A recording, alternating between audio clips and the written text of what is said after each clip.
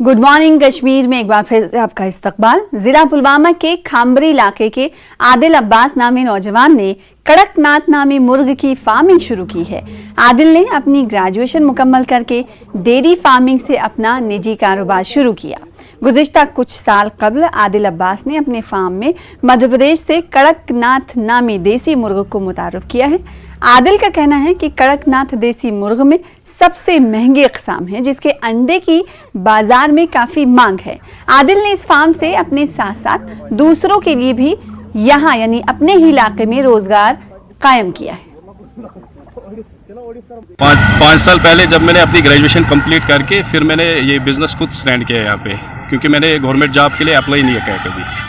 और चाहे भी ना अगर इंसान खुद कर सकता है कोई जॉब, दूसरों को जॉब अपॉर्चुनिटी मिलेगी इसमें से, तो वो सबसे अच्छा रहता है, क्योंकि एक तो खुद भी इसमें इन्वॉल्वमेंट होगी उसकी और दूसरे बाकी लोग भी इसमें हो जाएंगे इन्वॉल्व। शुरुआत खुद ब खुद हो जाती है। इंसान जब कुछ करना चाहता है ना तो ऑटोमेटिक उसका अल्लाह ताला उसको साथ देता है सब कुछ।